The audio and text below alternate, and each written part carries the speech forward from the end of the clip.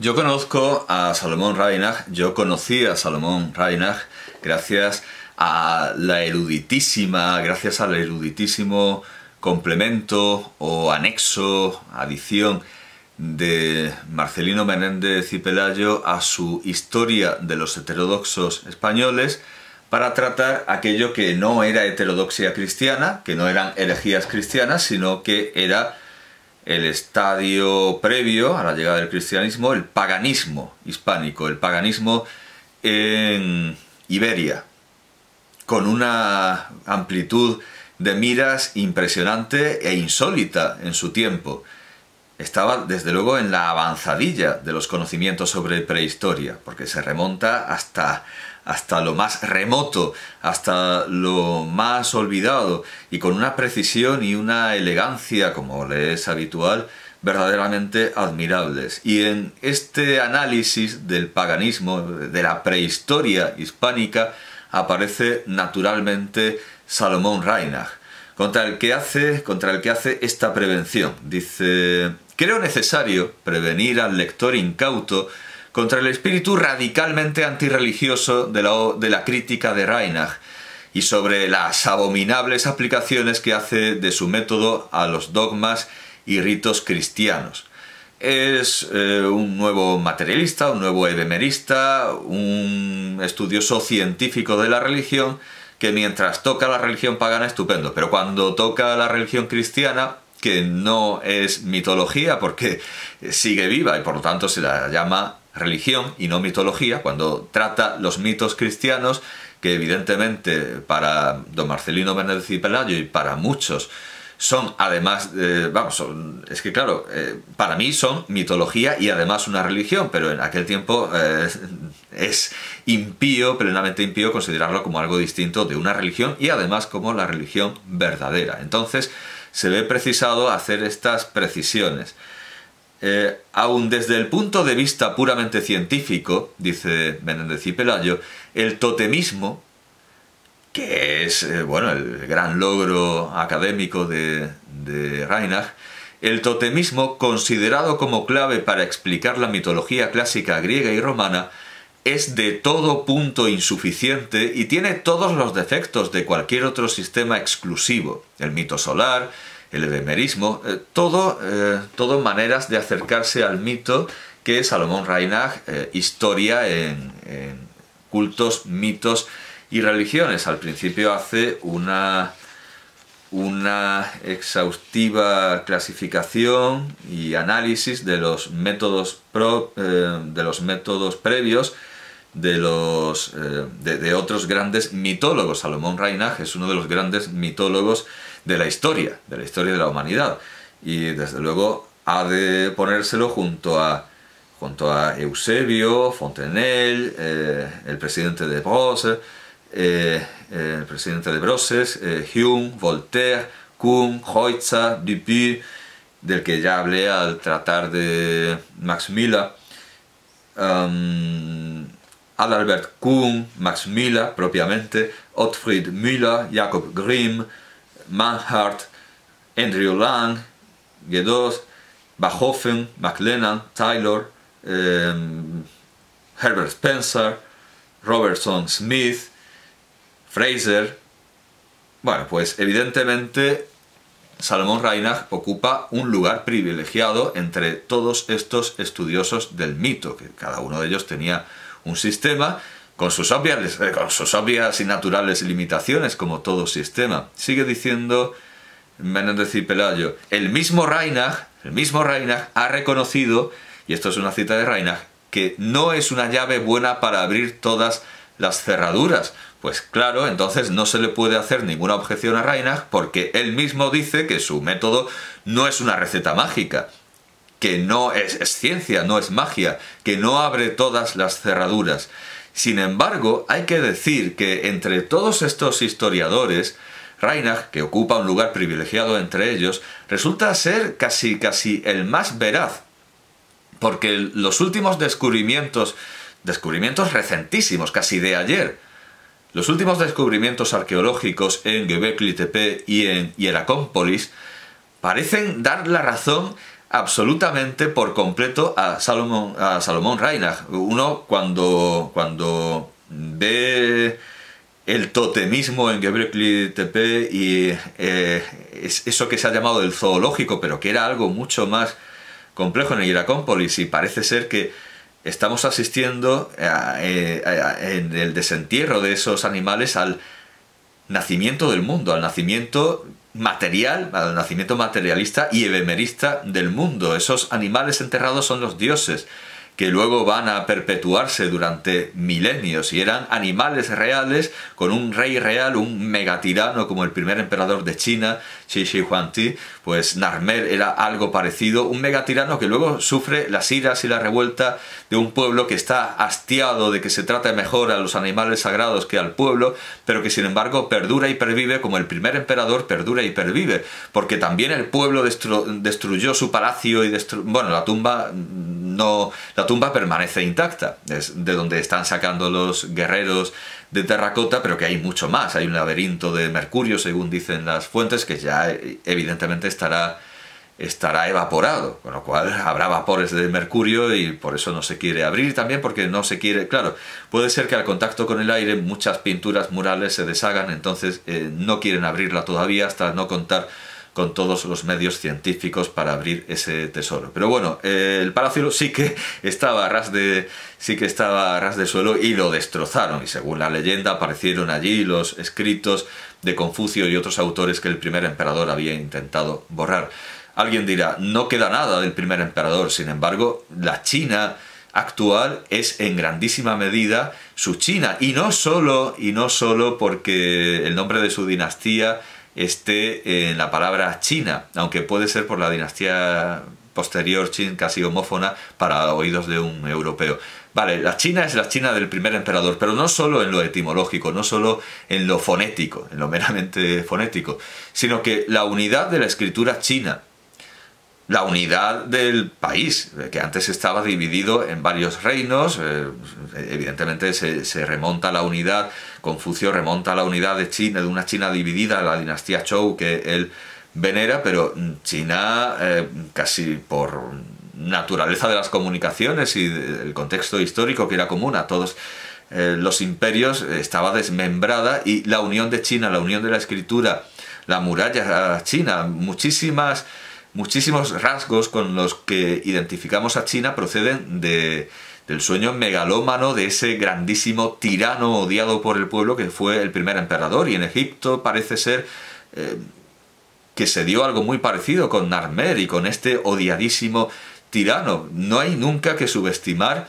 el poder de alguien que quiere crear, de alguien que quiere convertirse en un dios en la tierra. A veces, caramba, parece que lo consiguen. Narmer, el primer emperador, Shi Shi Huangdi, que a pesar de no haber durado su dinastía más allá de su hijo, configura muchas estructuras chinas actuales.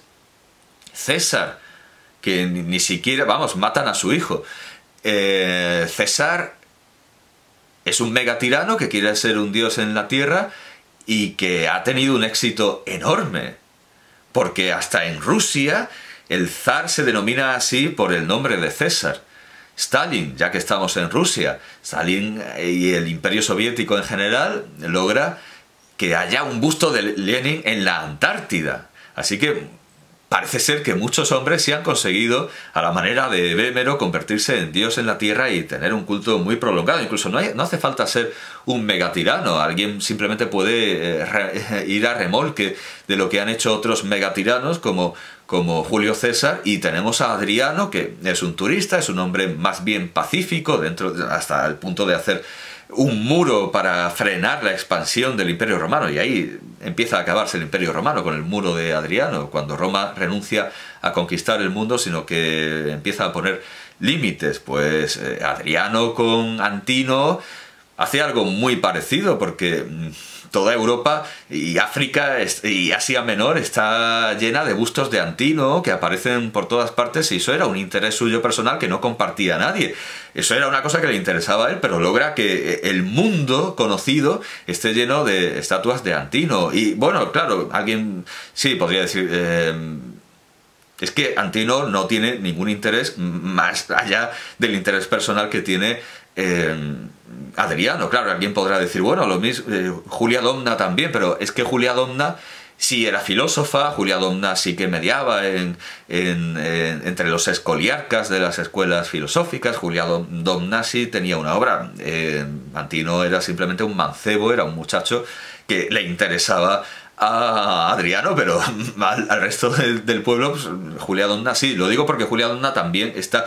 Quiero decir que no hace falta ser un megatirano, porque también Julia Domna tiene infinidad de retratos suyos por todas partes, monedas, inscripciones, etc. No hace falta ser un megatirano para convertirse en una especie de dios en la tierra. Antino se convirtió en un dios con muchísimas imágenes en todo el mundo, de una manera relativamente pacífica, y va a remolque de lo logrado por ese megatirano que era Julio César. Bueno, pues Hieracómpolis y Göbekli Tepe, si uno las analiza con los detalles, con el detalle y con la minuciosidad con la que están analizando los arqueólogos modernos esos yacimientos, hallará que en todas partes encontramos testimonio de que Salomón Reinach, con su intuición, con su inteligencia, con su deducción, tenía razón en casi todo.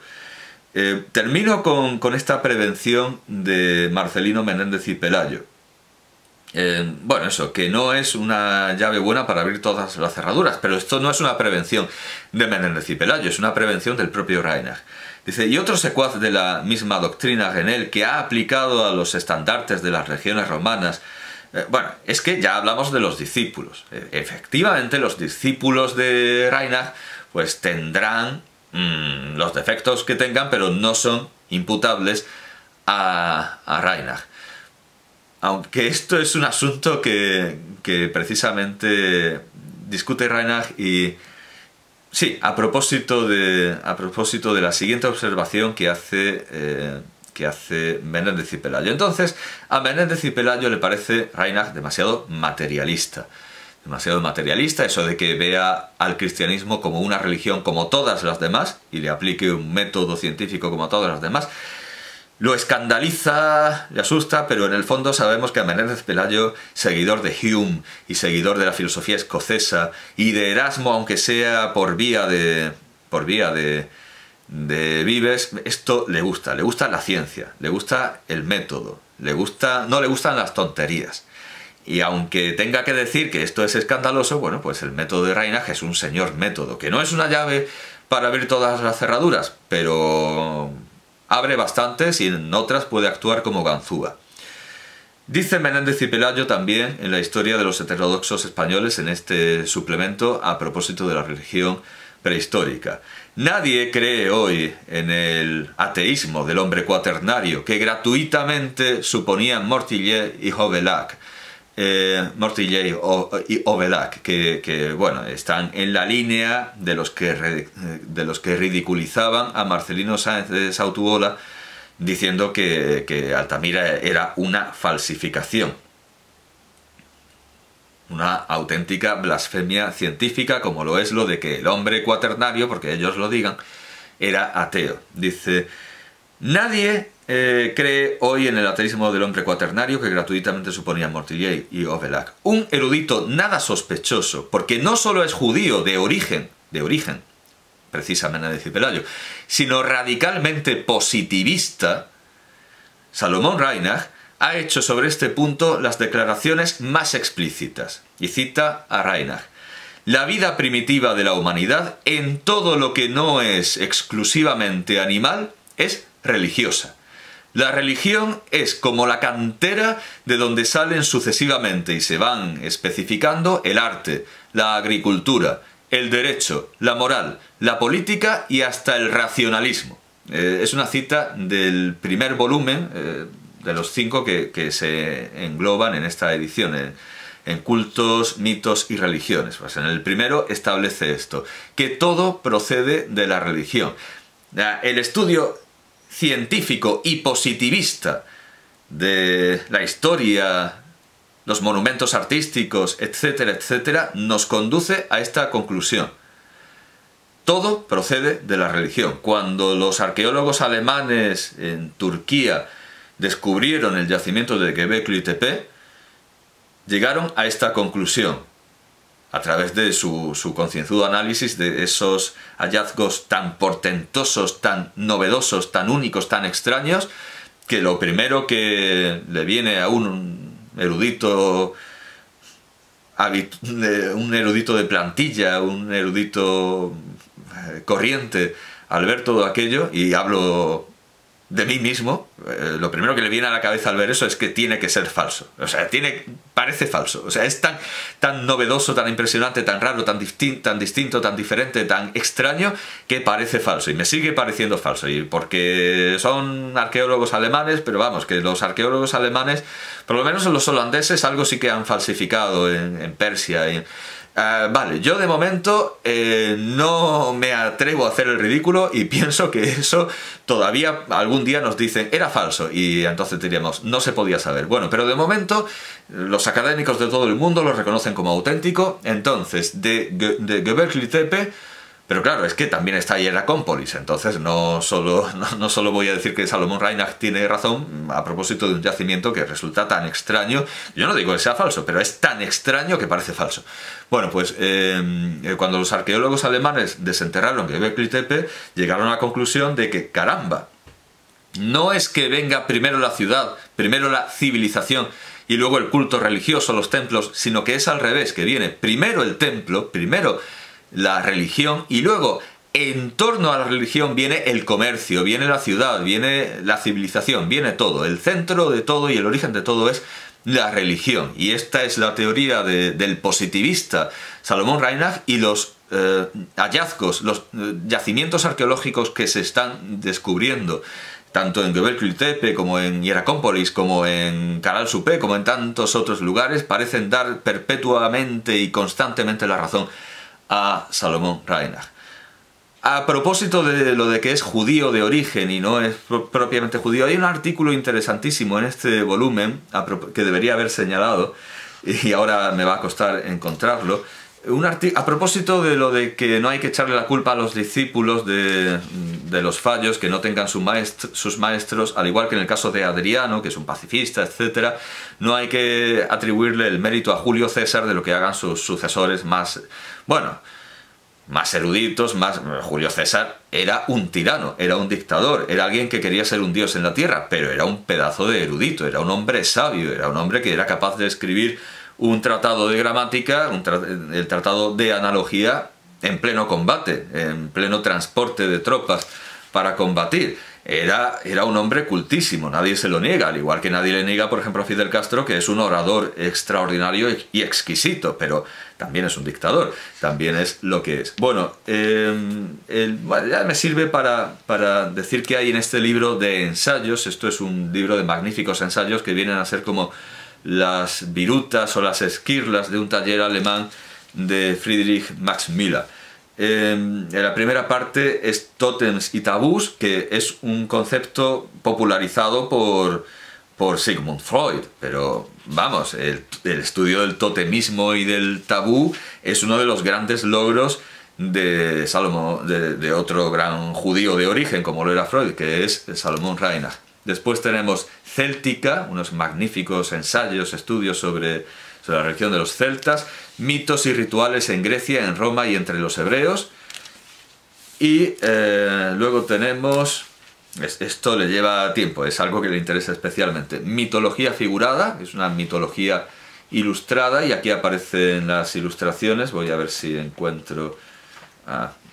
vamos a ver, qué raro, si antes era muy fácil encontrarlas. Por cierto, que es un libro que ha vivido bastante y no me atrevo a preguntarle. En algunas partes hay manojos de pelos, en otras hay gotas de sepa Dios.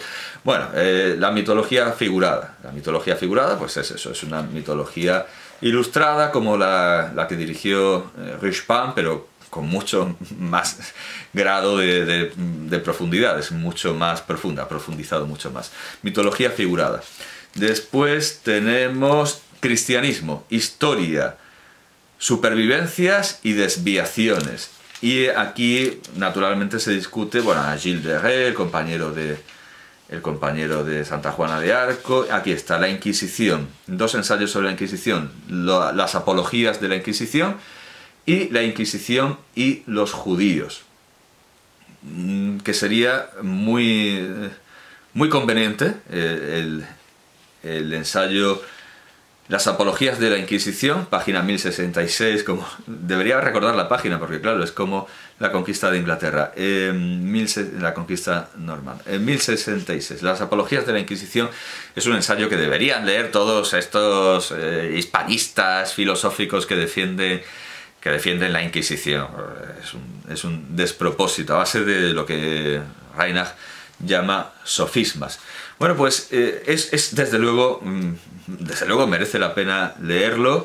Reinach desmonta la Inquisición yendo a las fuentes del cristianismo, hasta qué punto la Inquisición es contradictoria con el espíritu del cristianismo. Nos habla de que muchos cristianos murieron mártires, sufrieron el martirio por negarse a alistarse en el servicio militar, precisamente porque entendían que un cristiano no podía derramar sangre, no podía matar a nadie, y que el oficio de militar exige eso, y entonces preferían morir ellos, sufrir el martirio, antes que ser militares.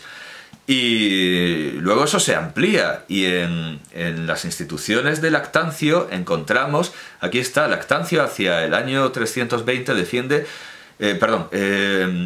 veda a los cristianos no solamente ser soldados, sino llevar contra alguien una acusación, llevar un pleito contra alguien que pueda devenir en la pena capital.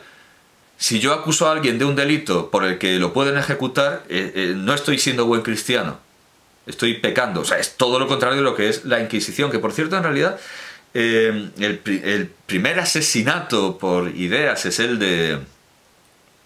de quien abre la historia de los heterodoxos españoles, de Menéndez y Pelayo, el asesinato en Tréveris de ese proto-heresiarca, que en realidad no lo era tanto, que los nacionalistas gallegos con Castelao quieren que sea el cuerpo que se considera que es el de Santiago Apóstol. Bueno, en fin, el primer asesinato es en el siglo IV, el primer asesinato por motivos ideológicos es en el siglo IV, y es un español o un galaico, un hispano en todo caso, el que es asesinado en Tréveris, el que es ejecutado por motivos religiosos. Curiosamente, Reinach lo lleva al principio metódico y sistemático de estos asesinatos por motivos ideológicos, lo lleva al siglo...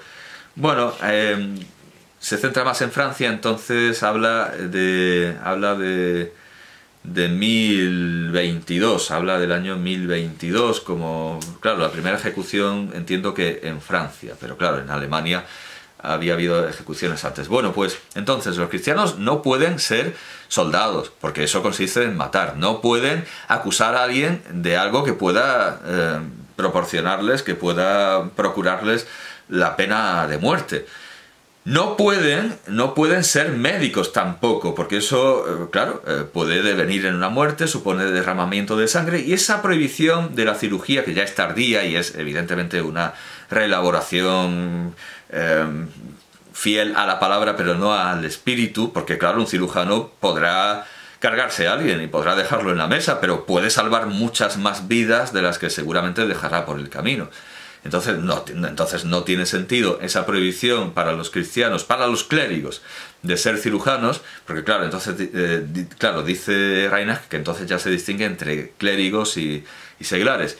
No tiene sentido esa prohibición para los clérigos, porque se pueden salvar muchas más vidas de las que se puedan perder, pero claro, esa interpretación tan extraña coincide con el surgimiento de la Inquisición y de lo que importa es que un clérigo no derrame sangre, el surgimiento de esa idea tan extraña de que lo que importa es que un clérigo no derrame sangre, y no que por su causa muera alguien, porque precisamente lo que hace la Iglesia es aquello contra lo que prevenía Lactancio, acusar a alguien de algo que les pueda conllevar una pena de muerte. Eso es exactamente lo que hace la Iglesia con la Inquisición, señala a alguien y el brazo secular lo relaja. Bueno, pues naturalmente discute ese argumento sofista de los apologistas de la Inquisición, que es compararla con otras Inquisiciones, la de los terroristas franceses de la Revolución, la Inquisición del Terror, la Inquisición de Calvino, pero bueno, nos seguimos moviendo con los cristianos. Y entonces aquí